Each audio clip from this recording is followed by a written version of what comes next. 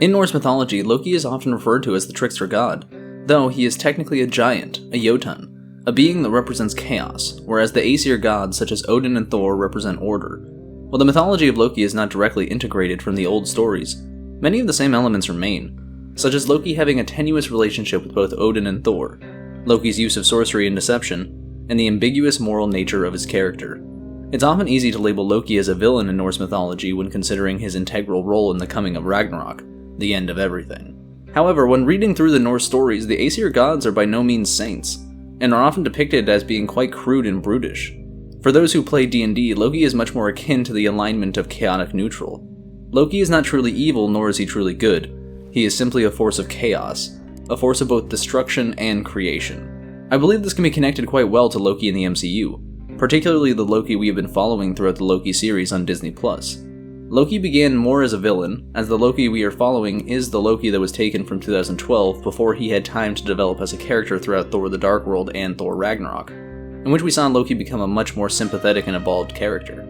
However, I would argue that this Loki is already more developed than the Loki we have followed for so long in the MCU, as this Loki has developed so many strong bonds with those around him. Prior to the Loki series, Thor was really the only person who could ever break through to Loki, but even then, Loki is still a deceptive trickster, as it was his fault that Thanos attacked the Asgardians.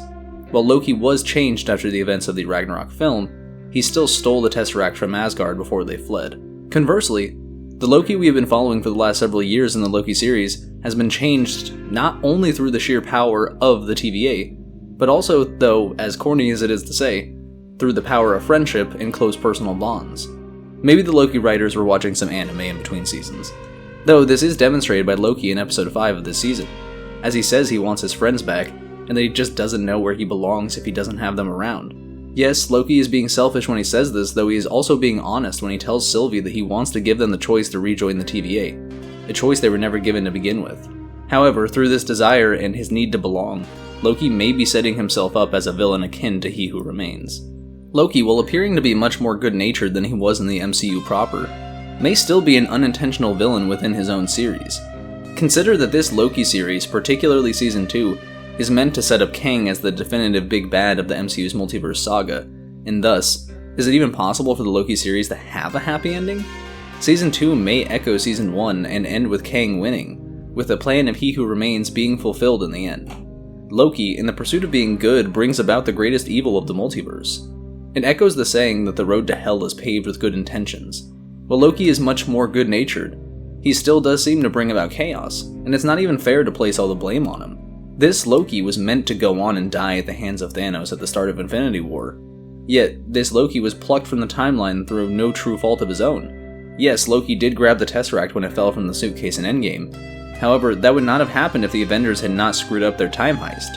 Moreover, Renslayer said that everything the Avengers did in Endgame was supposed to happen, which means Loki was supposed to grab the Tesseract and be taken by the TVA.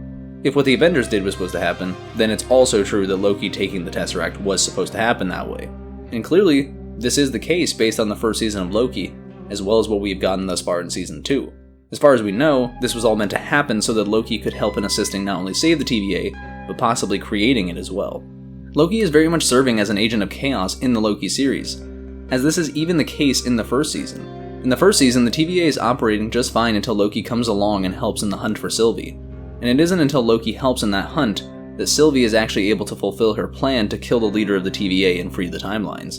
Sure, Sylvie can be seen as an agent of chaos as she is a Loki, though her plan was never going to succeed without the primary Loki, as it was them together that were able to find He Who Remains at the end of time.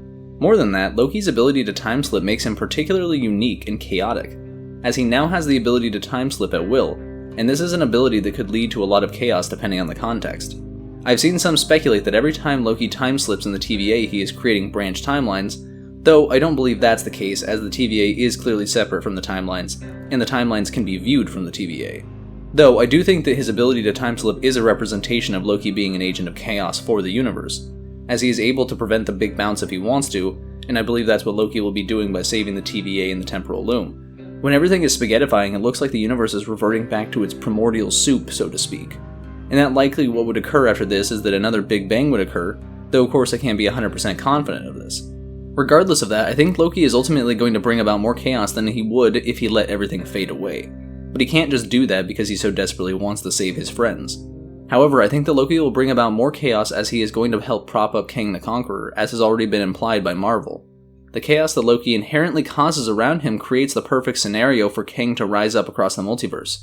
Sure, I don't know exactly how this will occur, though I do believe it still has something to do with Victor Timely, and possibly with Victor Timely dying and having his aura spread across timelines. I don't know what the reasoning would be, but I wonder if Loki will walk out onto the gangway after Timely is spaghettified, after another failed attempt at fixing the loom, and thus his aura will remain spread across the timelines once Loki retrofits the loom. Though how Kang will actually appear and tie into it, I'm still not quite sure. Though I have a suspicion the Kang from Quantumania will somehow play a role, whether it's actually him that shows up, or if his connection with the multiversal engine he got sucked into at the end of Quantumania plays a role into why there are so many Kang variants spread across the multiverse that begin warring with each other. Though to get back to Loki, I want to again reiterate that it's not always fair to just generalize Loki as an inherently evil villain in both Norse mythology and in the MCU, as the circumstances of Loki's life and upbringing in both sets of stories demonstrate that Loki has lived a difficult life and at times has not always been treated fairly. If anyone watching this has ever been viewed as a class clown or had any label slapped onto them for one reason or another, it can create a stigma and a cycle of self-fulfilling prophecies in which a person internalizes what others say about them, and then acts out to fulfill that identity others have created for them. And this applies well to MCU Loki. Loki from a young age is told that he was born to be king, despite Odin knowing Loki would never be king as Thor was the true heir to the throne. Loki was lied to about who he truly was and where he was from, as he clearly always knew he was different from the inhabitants of Asgard, yet he wasn't sure as to why until he discovered he was a frost giant, and was indeed born to be a king, but king to a defeated and seemingly aggressive people. Whether or not Loki inherently had a trickster nature, it was reinforced by those around him, even giving him the title as the god of mischief. How does one avoid living up to such a title? If everyone designates him as the god of mischief, then why would Loki ever try to be anything else? Why would he ever grow, change, or develop as a person? This is the heart of the conversation Loki has with Thor in the Ragnarok film, as Thor points out Loki never changes or grows, though Thor fails to realize that he hasn't always helped in that process.